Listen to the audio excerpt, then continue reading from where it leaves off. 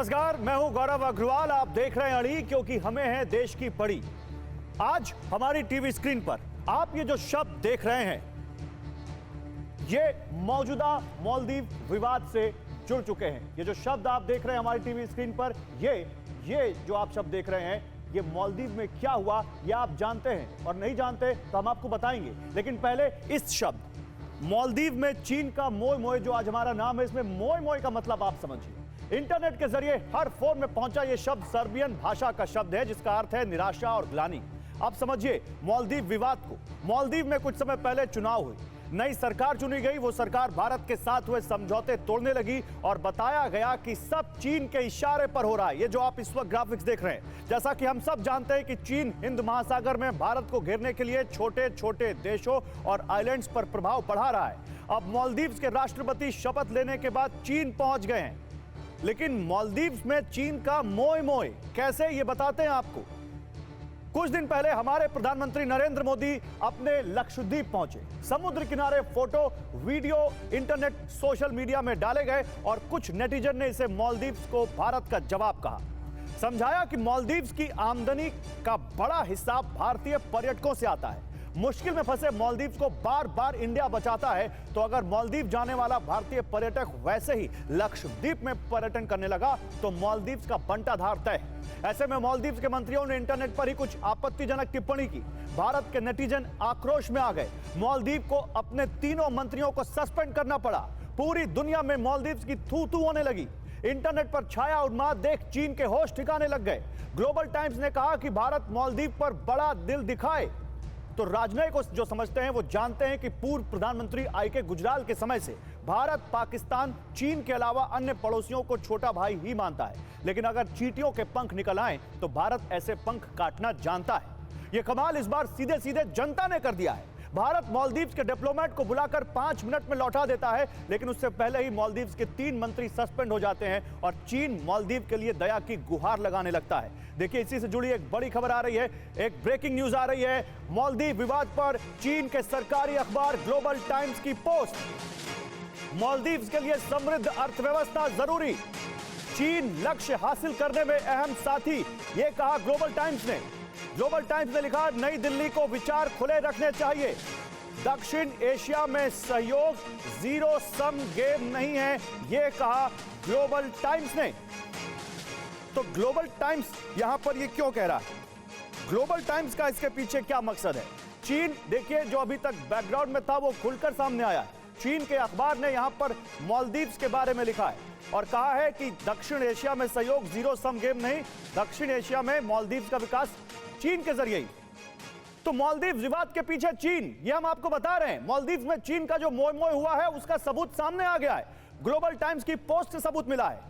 पहला सबूत, मालदीव में हमदर्दी जो अभी चीन जता रहा है। दूसरा सबूत, मालदीव को साथ का ऑफर जो इसी पोस्ट से मिलता है। तीसरा सबूत, भारत के खिलाफ प्रोपेगेंडा के साथ, यानी मालदीव के साथ खड़ा हुआ चीन। चौथा सबूत, मालदीव को मदद का लालच, वो कह रहा है कि दक्षिण एशिया में मदद या सहयोग जीरो सम गेम नहीं है। पांचवा सबूत, दक्षिण एशिया में बड़ा भाई बनने की चाल यहां पर चीन की दिखती है। तो जो मौजूद आप देखने को देख रहे हैं, मौजूद सरकार वो जिस तरह से इंडिया आउट कैंपेन के बाद आई, उसके ऊपर तो आरोप ये भी है कि चीन उसको फंडिंग करता है। इस पर बात करने के लिए मेरे साथ दीपक वोरा हैं, पूर्व राजदूत। मेरे साथ प्रशांत पिट्टी जुड़ेंगे, ईज माई ट्रिप के को फाउंडर।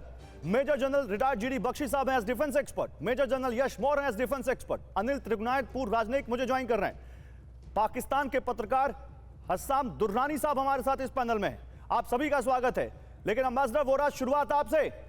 ये चीन का मालदीव में जो मोय मोय हुआ है, इस पर आपका क्या कहना है? आभारी हूं कि आपने ये शानदार मौका दिया है सर, बहुत अच्छा लगता है। एंड यू आर ब्रिलियंट, जिस प्रकार से आपने इंट्रोडक्शन दिया है बहुत अच्छा लगता है मुझे सुन के। बाकी आपके पैनलिस्ट हैं, उनकी बात सुनेंगे। चीन जो है, अब बेगानी शादी में अब्दुल्ला दीवाना, वो यहाँ क्या कर रहा है सर? मैं आपके सामने 3 चीजें कहना चाहता हूं, फिर आप खुद अपना आप निर्णय कर लीजिएगा कि मैं सही कह रहा हूं कि नहीं। 6 महीने पहले, सुनिए बड़े ध्यान से, अमेरिका ने कई दर्जन मालदीवियन नेशनल्स और कंपनीज को ब्लैकलिस्ट किया था। आतंक के साथ उनका संबंध है, सेवरल डजन, कि ये आईसिस के साथ जुड़े हैं, अलकायदा के साथ जुड़े हैं, एटसेट्रा। दूसरी चीज सर, जिस रफ्तार से ग्लोबल वार्मिंग चल रही है, हमारा मानना है विशेषज्ञों का कि शायद इस दशक के आखिर तक 2030 तक मालदीव्स डिसअपियर हो जाएगा। चीन बड़ा परेशान है, जो उसने लोन्स वगैरह उनको दिए हैं वो सब डिसअपियर हो जाएंगे। तो ये जो आपने देखा है, इनका ब्रवाडो इसको अंग्रेजी में कहते हैं, जो इनके डेप्यूटी मिनिस्टर्स ने पोस्ट किया है। अंग्रेजी की कहावत है, ब्रवाडो is an extreme form of insecurity. एक पॉलिटिकल इनसिक्योरिटी है क्योंकि आपका आतंक से संबंध जो है वो स्पष्ट हो चुका है। आपकी एग्जिस्टेंशियल इनसिक्योरिटी है कि कहीं आप गैब ना हो जाएं। आपकी इकोनॉमिक इनसिक्योरिटी है क्योंकि आपका जो एक्सटर्नल डेट है वो आपके $5 बिलियन जीडीपी के बराबर पहुंच गया है। आपके फॉरेन एक्सचेंज रिजर्व्स के 500 मिलियन है। और फाइनली सर, उनकी ये है फीलिंग कि किसी ना किसी तरह से अगर हम भारत को नीचा दिखाएं तो हम अपने आप को बहुत बड़ा, कोई बड़ी पदवी हम हासिल कर लेंगे। चाइना ये समझता है, चाइना ₹1 उनको नहीं देगा। राष्ट्रपति वहां गए हैं चाइना को बताने कि टाइगर, जो पैसे मैंने तेरे वापस करने हैं मुझे माफ कर दे, मुझसे गलती होगी, मेरे पास पैसे नहीं है। और दूसरा उससे कहने कि फिक्र मत कर, ये अमेरिकी और ब्रिटिश और फ्रेंच जो भी बेसिस चाहते हैं हमारे आइलैंड पे, हम उनको नहीं देंगे क्योंकि आप तो हमारे डार्लिंग हो। इन कारणों के लिए गया है, कुछ नहीं मिलने वाला। जिस तरह से मैंने पीपल पावर देखी है, एंड थैंक यू सर, आपने इस इशू को हाईलाइट किया है। सोशल मीडिया के जरिए ऑलरेडी हमने कत्लेआम, पीएम साहब ने तो पाकिस्तान के बारे में कहा था कत्ल की रात, हमने तो कत्लेआम शुरू कर दिया है on the Maldives tourism industry. इससे ज्यादा मैं क्या कह सकता हूं सर। नहीं, बहुत बड़ी बात आपने कह दी है अपने समअप में। बहुत शुक्रिया एम्बेसडर वोरा, अपना वक्त हमें देने के लिए और बताने के लिए कि आखिर इस पूरी कहानी के पीछे क्या है। लेकिन जनरल बख्शी, क्या लगता है आपको कि एक भारतीय सेना उस वक्त गई थी जब 1988 में मालदीव्स में तख्ता पलट होना था, और आज एक बार फिर जब मालदीव्स सरकार चीन की गोद में बैठ गई तो भारत की आम जनता ने सर्जिकल स्ट्राइक कर दी सोशल मीडिया पर? बिल्कुल सही फरमा रहे हैं आप। मैं देखिए 1988 में मिलिट्री ऑपरेशंस डायरेक्टरेट में सेवारत था जब हमने मिशन ऑपरेशन कैक्टस लॉन्च किया था मालदीव्स को बचाने के लिए। जब अब्दुल्ला लुत्फी के टेररिस्ट ग्रुप ने जाके मालदीव की सरकार का तख्ता पलटना शुरू किया था और कब्जा कर लिया था मालदीव्स के ऊपर, उनके जो कैपिटल है माले के ऊपर उसका कब्जा था, और वो उनके जो प्रेसिडेंट थे गयूम साहब उस वक्त वो सेफ हाउस में छुपा के ले गए थे मालदीवियन डिफेंस फोर्सेस। तब ब्रिगेडियर बलसारा के नीचे हमारे पैराज 5 पैरा जो थी वो वहां पे गई थी और उन्होंने जाके ये पूरे विद्रोह को कुचला था। फिर अब्दुल्ला लुत्फी जो है एक जहाज को हाईजैक करके ले गया, एक उनका मिनिस्टर और उसकी वाइफ को भी पकड़ के ले गया। किसने छुड़ाया था? भारत की नौसेना ने छुड़ाया था। किसने निजात दिलाई? भारत की फौज ने निजात दिलाई। जब मुसीबत होती है तो हमारे पास आते हैं। और जब साहब आपको समृद्धि आनी शुरू हुई हमारे टूरिस्ट की वजह से, तो आपने आंखें दिखानी शुरू करी। आप सडनली इस्लामिस्ट बन गए, आप सडनली तुर्की के बड़े सगे हो गए और आप बिल्कुल कट्टरपंथ के ऊपर आ गया है ये जो वहां पे सरकार है। और अभद्र भाषा और गाली गलौज आपने हमारे प्रधानमंत्री को देना शुरू किया है। तो साहब फिर कीमत तो आपको चुकानी पड़ेगी। माफ कीजिए, it is not a one way street कि हम केवल आपकी मदद करते रहे। आप मदद देकर गालियां दें, गालियां सुनाए, दैट इज नॉट ऑन। अगर आपकी टूरिज्म बंद हो गई, you can pack up and go home. जैसे अभी बता रहा था मेरे बड़े 70% एम्प्लॉयमेंट टूरिज्म से है उनका कि 5 बिलियन का लोन है, $700 मिलियन है बैंक में।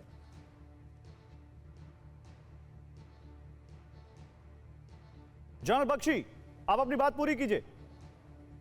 जी, मैं कह रहा था कि साहब इतने कृतज्ञ, इतने जो है कि हमने इतना किया है इनके लिए, बहुत दुख होता है। वहां के लोग भी बहुत अच्छे लोग हैं, बड़े हॉस्पिटेबल लोग हैं, लेकिन जो सरकार ने रुख दिखाया है तो फिर टिट फॉर डैट तो साहब आपको मिलेगा। अगर भारत के पर्यटकों ने आपके यहाँ जाके 100 मील दूर है लक्षद्वीप, आप समझते हैं भारत उसको डेवलप नहीं कर सकता? भारत आपको कहीं पीछे छोड़ देगा। और उनके 2% का कोई ठीक है। मिनिस्टर था, वो भी जूनियर मिनिस्टर, जो कह रहा था कि आपके कमरों से बदबू आती है तेल की, नारियल के तेल की या कौन से तेल की, मुझे नहीं मालूम, लेकिन इस तरह की वो खिल्ली उड़ाने की कोशिश कर रहा बिल्कुल। था, जो देश $5 अरब कर्जे में है। जो देश $5 अरब कर्जे में है और उसके टूरिज्म का बहुत बड़ा चंक या कहें टॉप 3 में से एक चंक भारत से आता है, वो देश ऐसा कर रहा है। और भारत के आम लोगों ने, भारत के नेटिजन्स ने बता दिया कि वो इस वक्त किस स्थिति में है। लेकिन जनरल मोर, मैं आपसे एक स्ट्रैटेजिक सवाल पूछता हूं। जनरल मोर, जो इस वक्त हिंद महासागर में मालदीव्स की जो स्ट्रैटेजिक लोकेशन है, डिफेंस के हिसाब से जो लोकेशन है, मौजूदा विवाद में आप उसको कैसे देखते हैं? देखो गौरव, पहले तो धन्यवाद, आपने मुझे इनवाइट किया। मैं लक्षद्वीप भी जा चुका हूं और मालदीव्स के एरिया को भी अच्छे से जानता हूं, उस पूरे इलाके को।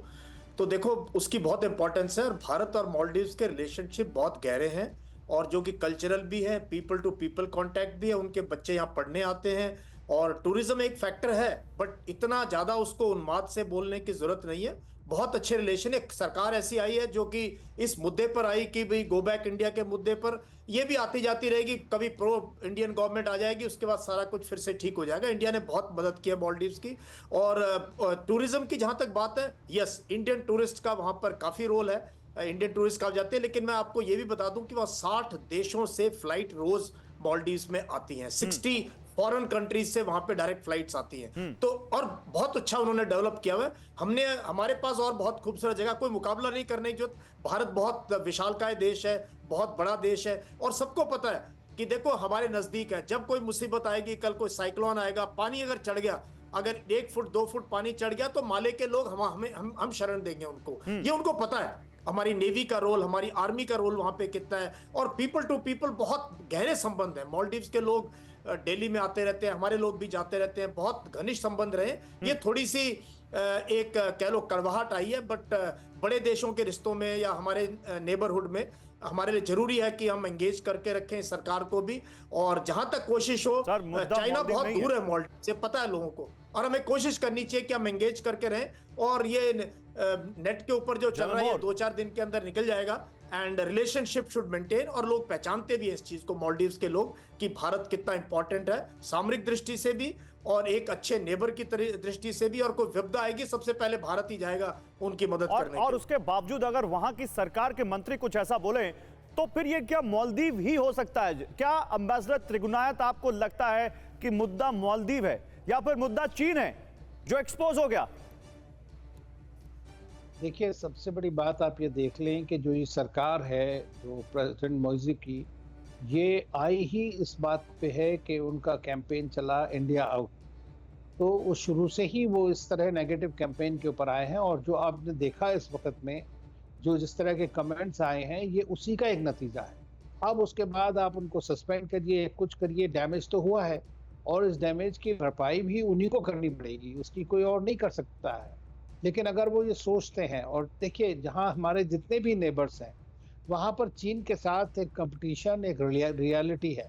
और मेरा कहना यह है कि जो इमीडिएट नेबरहुड है, इसी को नहीं, दुनिया में कहीं पे भी भारत और चीन के बीच ये एक हमेशा कंपटीशन चलता रहेगा इन्फ्लुएंस के लिए, इसमें कोई शक की बात नहीं है।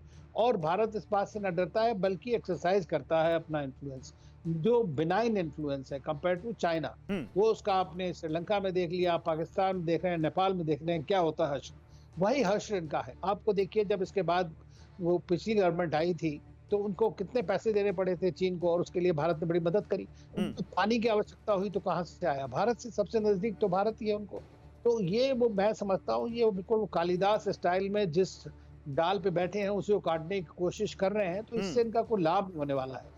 तो सूनर और लेटर मैं समझता हूँ कि वहाँ की सरकार को ये देखना पड़ेगा कि उनका खुद के देश के लिए हित क्या है। ये इस तरह की बचकाने परे की हरकतें, इतनी बदतमीजी की बातें जो नॉन डिप्लोमेटिक होती हैं, ये सब करने की, और मंत्रियों की आप सोचिए। और उसके बाद जो भारत के जनरल सिटीजन्स का जो एक रिएक्शन है, वो जायज है एकदम, बिल्कुल कि जायज है। क्योंकि भारत में इतनी जगह देखने की, हमारा 6000 किलोमीटर से बड़ा हमारा कोस्टल बेल्ट लाइन है, वहाँ पे एक से एक खूबसूरत जगह है। तो अगर आप प्रधानमंत्री वहाँ वही जाएंगे, तो मिर्ची लग गई उनको सर, वही तो उनको लग गया कि भारत आत्मनिर्भर हो रहा है टूरिज्म में भी। भारत के लोग अब अपने देश में भी इतनी अच्छी अच्छी लोकेशंस पर जाने को तैयार हैं और भारत की सरकार उनको वहां तक ले जाने के लिए तैयार है। यही तो उनको समझ में नहीं आया, या चीन को समझ में नहीं आया, या चीन को अच्छा नहीं लगा। हसन दुरानी साहब, आप तो पाकिस्तान से हैं। मैं आता हूं सर आपके पास। हसन दुरानी साहब, आप तो पाकिस्तान से हैं, मुझे ये बताइए, पाकिस्तान से अच्छा और कौन समझता है कि जो जो देश चीन के पास गए और जिन जिन देशों पर चीन ने अपनी बुरी नजर डाली, डेट ट्रैप में जिस तरह से फंसाया, उनका क्या हश्र हुआ? अब ये जो मौजूदा ये एपिसोड है मालदीव्स का, इसको पाकिस्तान में बैठे लोग, आप जैसे लोग कैसे देखते हैं? जी, सबसे पहले तो आपका शुक्रिया, आपने प्रोग्राम में मुझे शामिल किया, और आपके जो पैनलिस्ट हैं ये बड़े दिग्गज जो आपके पैनलिस्ट हैं, और अक्सर इनके साथ जो है वो गुफ्तगू करने का मौका मिलता है और काफ़ी कुछ चीज़ें इनसे सीखने को भी मुझे मिलती हैं, ख़ासतौर पर दीपक बोहरा साहब के साथ, और जनरल बख्शी साहब भी यहाँ पे मौजूद है। खैर एनीवेज सर, बात यह है कि देखिए इस वक्त जो आपका जो क्वेश्चन है कि चाइना का जो इम्पैक्ट है वो किस हद तक जो है वो बहुत सारे ममालिक के ऊपर है, बहुत सारी कंट्रीज़ के ऊपर है, और वो उसने जो अपना डेट जो सर्कल उसने अपना क्रिएट करके जो है वो लोगों को या ममालिक को जो है अपने चुंगल के अंदर ले लेता है। सर देखें, वो सबसे पहली बात है, उसको अगर हम थोड़ा सा साइड पर रखें तो असल जो इशू जो मुझे समझ आ रहा है अब तक यहाँ पे बैठ के और सारी चीज़ों को देखने के बाद, जब से ये खबर जो है वो अपना न्यूज़ के अंदर आई है और जीनत बनी है। सर देखिए, एक इंडिया का एक एक्सपेंशन प्लान है, ठीक है, उनका आपका एक जजीरा है जिसके ऊपर जो है अपनी आप लोग वहाँ पे मौजूद हैं, और असल में जो इशू है वो मालदीव का इंडिया के साथ वहाँ से स्टार्ट होता है, जब वो ये कहता है कि आप यहाँ से अपने फौजीज को यहाँ से निकाल लें, अपनी आर्मी को यहाँ से निकालें, क्योंकि हमारे लिए बाकायदा एक थ्रेट है। देखिए, ये एक रियासत का एक असूल है, या रियासत की बात है, एक स्टेट की बात है, ये गवर्नमेंट की बात है, और ख़ास तौर पर ये इंडिया और मालदीव के आपस इंटरनल अफेयर्स है। इसके ऊपर मैं एक बीइंग अ पाकिस्तानी या बीइंग एन न्यूट्रल ऑब्जर्वर, मुझे इस पे किसी किस्म का कमेंट करने की जरूरत नहीं, और ना ही अगर मैं कमेंट करूंगा भी तो सर उसकी कोई वेटेज नहीं होगी। नहीं, मैं तो आपसे मालदीव और इंडिया के रिलेशन पर कोई कमेंट ले भी नहीं रहा। हसन दुरानी साहब, मैं तो पूछ रहा हूँ, चीन का ट्रैप जिस देश में गया, अफ्रीका में गया, वहां की हालत देख लीजिए, यहाँ पर अभी श्रीलंका में क्या हुआ, अभी पाकिस्तान आप देख लीजिए कितना ज्यादा उसके ऊपर डेट है। तो क्योंकि आप पाकिस्तान से हैं और पाकिस्तान के लोग चीन के उस व्यवस्था को, चीन के उस डेट ट्रैप को फील करते हैं, इसलिए मैं पूछ रहा हूं कि मालदीव के लोगों को कोई मैसेज देना चाहेंगे आप चीन के लिए? सर इसीलिए मैं अभी आगे चल रहा था, आपने मुझे इंटरप्ट किया, मैं इसी पॉइंट के ऊपर आ रहा था। सर देखिए, वो कंट्रीज जैसे आपने श्रीलंका की बात की है, आपने नेपाल की बात की है, या इस तरह के ऐसे खासतौर पर अफ्रीका के अगर ममालिक की बात करते हैं जो कि चाइना के डेप्ट के अंडर आ चुके हैं, वो पूरी तरह फंसे हुए हैं। सर देखिए, उनके मुल्क में किसी किस्म का इंफ्रास्ट्रक्चर नहीं है, और जो इंफ्रास्ट्रक्चर उनके मुल्क के अंदर था वो या तो उनकी अपनी हरकतों से तबाह हो चुका था और उनको बाहर से पैसे लेने पड़े थे। पाकिस्तान जो है नो डाउट इस वक्त एक क्रंच सिचुएशन के अंदर मौजूद है, लेकिन मैं अगर बीइंग पाकिस्तानी जर्नलिस्ट, अगर आप जिससे आपका मेरा क्वेश्चन है, तो मैं मालदीव के लोगों को सिर्फ एक ही बात कहूँगा कि अगर आपने एक स्लोगन के ऊपर अगर आपने कोई हुकूमत अपनी बनाई है तो सबसे पहले आपको ये देखना चाहिए था कि आपके मुल्क के अंदर ऐसा कौन सा इंफ्रास्ट्रक्चर है जाओ जिसके होते हुए आप इस तरह की बात कर सकते हैं। अगर आपका तमाम दारोमदार जो है वह इंडिया के साथ है, और इंडिया से ही अगर आपको वहाँ से कुछ बक्स अगर आपको मिल रहे हैं वो तजारत की शक्ल में है या टूरिज्म की शक्ल में है, तो सबसे पहले आपको ये देखना चाहिए था कि आपके मुल्क के अंदर ऐसा कौन सा मुल्क है जो कि ज़्यादा इन्वेस्टमेंट कर सकता है। दूसरी बात है कि चाइना की अगर मैं बात करता हूं तो चाइना और इंडिया का सर देखिए एक ऑलरेडी ही एक इशू चलता हुआ आ रहा है। ये माइट पॉसिबल कि चाइना ने मालदीव को ही थोड़ा सा स्ट्रॉन्ग किया हो ताकि वो इंडिया और चाइना के दरमियान में बफर जोन की शक्ल में आ जाए, और ये भी हो सकता है कि मालदीव जो है वो नेक्स्ट एक ऐसा वॉर जो है ग्राउंड जो है क्रिएट किया जा सके इंडिया को थ्रेट करने के लिए। ये आपने बड़ी बात कह दी। आप रहिए मेरे साथ प्रशांत पिट्टी जुड़ चुके हैं जो कि ईज माई ट्रिप के को फाउंडर हैं, जिसने ये ऐलान किया है जिस ट्रैवल कंपनी ने कि वो अब मालदीव्स की कोई बुकिंग नहीं लेगी। ऑलमोस्ट 10% का मार्केट शेयर है इंडिया में, बहुत बड़ा बिजनेस आप अपना खोने को तैयार है प्रशांत पिट्टी, क्यों? पहले बहुत बहुत धन्यवाद मुझे अपने शो पे लेने के लिए। देखिए, ये हमें लग रहा है कि एक तरह से प्रॉक्सी वॉर हो रही है इंडिया और चाइना के बीच में, और इंडिया और चाइना के बीच में जो प्रॉक्सी वॉर हो रही है मालदीव्स के बेसिस पे हो रही है। तो जाहिर सी बात है ऐसे टाइम पे नेशन फर्स्ट आता है, बिजनेस सेकंड आता है, तो इसलिए हमने इतना बड़ा डिसीजन लिया है। वैसे मैं आपको करेक्ट कर दूं, हमारा जो market share online travel agencies में है वो 20 से 24% के बीच में। क्या बात है, उसके बावजूद आप ये ले रहे हैं। जब मालदीव से क्या बिजनेस आता होगा आपको? मालदीव से हमारे पास में हमारे मार्केट शेयर के हिसाब से ही बिजनेस आता है। 20 से 24% बुकिंग ऑनलाइन जितनी भी मालदीव की होती है वो स्मार्ट ट्रिप के थ्रू होती है। और क्या सम होता होगा ये, क्या अमाउंट होता होगा ये? इसका मुझे अभी करंट अनुमान नहीं है, लेकिन मैं लगा सकता हूं। लेकिन मार्केट शेयर में पिछले साल लगभग 3 लाख लोगों ने मालदीव ट्रैवल किया था इंडिया से। मैं ये जानना चाहता हूं कि एक कारोबारी जो हमेशा अपने फायदे की बात करता है, आज राष्ट्रवाद के तहत, आज देश के लिए वो अपने कारोबारी रिश्तों को या अपने कारोबारी फायदों को साइड कर रहा है। प्रशांत पिट्टी, वो सोच क्या थी उसकी? देखिए, हम एक होम ग्रोन कंपनी है। हमारी जो कंपनी है वो पूरी की पूरी बिना किसी फॉरेन फंडिंग के ग्रो हुई है हमारी कंपनी। तो हम हमेशा ही देश के हित में, लोगों के हित में काम किया है हमने। इसी वजह से बिना किसी इन्वेस्टर के ये कंपनी इतनी बड़ी कंपनी बनी है। तो हमारे जितने भी कॉम्पिटिटर्स हैं सबके सबने investor, foreign money, Chinese money का इन्वेस्टमेंट लिया है और उसके बेसिस पे ग्रो हुए हैं। तो हमने, ये पहली बार नहीं है कि हमने ऐसा डिसीजन लिया है जो कि बिजनेस के हित में ना हो बल्कि लोगों के हित में हो, देश के हित में हो। जैसे कि कोविड के दौरान भी हमने, जब एयरलाइन से हमें पैसा नहीं आया था, हमने तब भी लोगों को रिफंड कर दिया था 130 करोड़ रुपए अपने कैश रिजर्व से। मुझे एक आखिरी सवाल का जवाब दे दीजिए प्रशांत पिट्टी, लिए। अभी तक आपने अपने प्लेटफॉर्म पर मालदीव्स की कितनी बुकिंग कैंसिल की या ऐसे कितनी क्वेरीज आ रही हैं आपके पास? देखिए, हमने टिकट्स कैंसिल नहीं किए, जितनी टिकट्स बन चुकी है, लेकिन अब कल से कोई भी मालदीव्स की टिकट नहीं बना पाएगा फ्यूचर में इस बार ट्रिप की। हमने ये सिस्टम किया है। हम लोगों को परेशान भी नहीं करना चाहते थे। जिसने टिकट बनाई है वो अगर खुद से कैंसिल करे तो हम बिल्कुल तैयार हैं उनको रिफंड करने को। आपके पास कैंसिलेशन की रिक्वेस्ट आ रही है? कैंसिलेशन की रिक्वेस्ट आ रही है, बहुत दबा के कैंसिलेशन की रिक्वेस्ट आ रही है। देखिए, जो अभी सिचुएशन हुई है, जो बिना प्रोवोकेशन के वहां से उन्होंने स्टेटमेंट्स दिए हैं, उसके बाद कौन ही सोशल मीडिया में मालदीव्स की पिक्चर डालेगा अपने साथ में? आप ये भी सोचिए। तो मालदीव्स जाके कोई क्या ही पिक्चर डालेगा, क्या ही वीडियोस डालेगा मालदीव्स की? इसलिए लोगों की कैंसिलेशन की रिक्वेस्ट भी भर भर के आ रही है। बहुत शुक्रिया प्रशांत, आपने अपना टाइम हमें दिया। तो देखिए, मालदीव से कारोबारी रिश्ते तोड़ने वाले प्रशांत पिट्टी को आप सुन रहे हैं। एक तो उन्होंने बताया कि उन्होंने बिजनेस बंद कर दिया मालदीव की बुकिंग का, दूसरा वो कह रहे हैं कि भर भर के रिक्वेस्ट आ रही है कैंसिलेशन की। जनरल बख्शी, तो आम लोगों ने तो यहाँ पर अपना भरपूर, यहाँ आप कह सकते हैं मालदीव्स को ये बताने के लिए कि भारतीय कैसे अपनी सरकार का, अपने प्रधानमंत्री का सम्मान करते हैं और उसके लिए क्या कर सकते हैं वो तो किया, लेकिन आगे अब यहां से स्ट्रैटेजिकली क्या स्टेप हो सकता है? आपको क्या लगता है चीन को जवाब कैसे दे सकती है ये सरकार मालदीव्स के इस एपिसोड में? देखिए, मैं कह रहा हूं कि हर नेशन का सेल्फ इंटरेस्ट होता है। मैं खुद मालदीव्स गया हूं, बहुत सुंदर जगह है, वहाँ के लोग भी मुझे बहुत पसंद हैं, अच्छे लोग हैं। हम ऐसे काल में गए थे जब बहुत ही एक प्रो इंडिया गवर्नमेंट वहाँ पे थी, मॉडर्निस्ट गवर्नमेंट थी, मॉडर्निस्ट आउटलुक था। यू कांट हैव अ जिहादी आउटलुक एंड एक्सपेक्ट टूरिस्ट्स, इधर टेररिस्ट और टूरिस्ट, आपको ये चूज करना होगा। उस वक्त भी वो सरकार चिंतित थी कि वहाबाइजेशन हो रही है और जिहादाइजेशन करने की कोशिश की जा रही है मालदीव्स की भोली भाली जनता की। वो बड़े सेक्युलर माइंडेड लोग हैं, ओपन माइंडेड लोग हैं। मुझे पूर्ण विश्वास है कि वो अपना राष्ट्र हित खुद समझते हैं। सबसे नजदीक उनके भारत है। कोई विपदा, कोई सुनामी, कोई कुछ भी आए, अगर कोरोना भी आता है तो हम मुफ्त में दे रहे हैं अपने वैक्सीन। हम चीन की तरह मुनाफाखोरी नहीं कर रहे। हमको पक्का यकीन है कि वहाँ जो बुद्धिजीवी लोग हैं वो इतना तो सोचेंगे कि श्रीलंका ने उधार लिया चीन से, क्या हाल हुआ श्रीलंका का। पाकिस्तान ने उधार लिया, क्या हाल, आज वो इकोनॉमिक मेल्टडाउन की कगार पे हैं ये दोनों देश।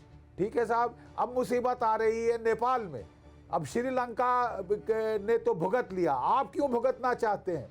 वाई डू यू, कहते हैं कि wise man learn from the experience of others. मुझे पूर्ण विश्वास है कि अपना राष्ट्र हित जरूर समझते हैं मालदीव्स के लोग। उनका, we are two countries that are wedded together, we are neighbours. China बहुत दूर है और चाइना तो साहूकारी में फंसा हुआ है, उसने तो पॉपराइज कर दिया है देशों को। आपने जो एक बात कही ना जनरल बख्शी, ऐसा उधार दिया है कि वो तबाही मच गई है। Don't go that way. General Bakshi, जो आपने एक बात कही, टूरिस्ट चाहिए या टेररिस्ट चाहिए, ये उस देश को तय करना है।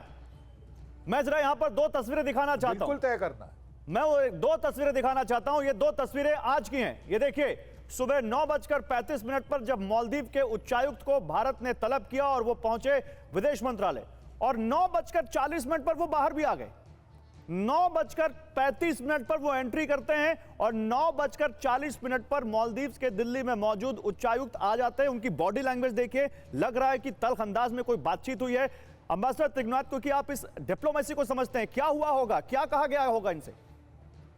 देखिए, इस तरह की जब सिचुएशंस में किसी एम्बेसडर को बुलाया जाता है तो ट्रेडिशनली उनको एक रिटन मैसेज दिया जाता है जिसमें अपना कंसर्न एक्सप्रेस किया जाता है पूरी तरह से, और जो डीप डिस्गस्ट जो है मैं समझता हूँ, और क्या उससे अफेक्ट हो सकता है रिलेशंस के बारे में ये सब बताया जाता है। तो ये उनको एंटरटेन करने के लिए नहीं बुलाया जाता, तो इसलिए ये मीटिंग जनरली बहुत शॉर्ट होती हैं।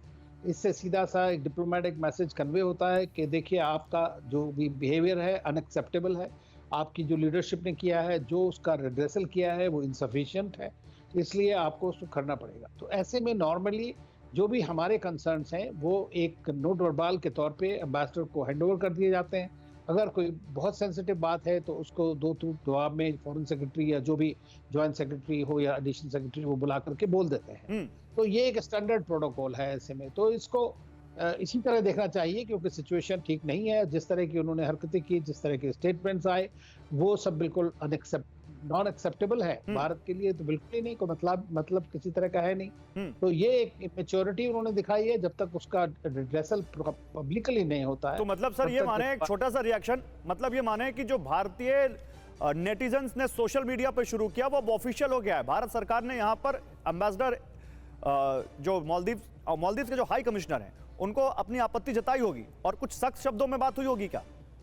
बिल्कुल बिल्कुल, और हमारे जो हाई कमिश्नर हैं वो भी गए थे वहां पर, उनके विदेश मंत्रालय में, और उन्होंने वहां पर जाकर के भी बोला है ये बात को। जी, तो इसमें तो कोई शक की बात ही नहीं है, ये तो हमें एक्सप्रेस करना पड़ता है, ये तो डिप्लोमेसी। ठीक है, यही तो डिप्लोमेसी है। लेकिन अब बताते हैं कि आखिर भारत के आगे मालदीव की सरकार झुक क्यों गई।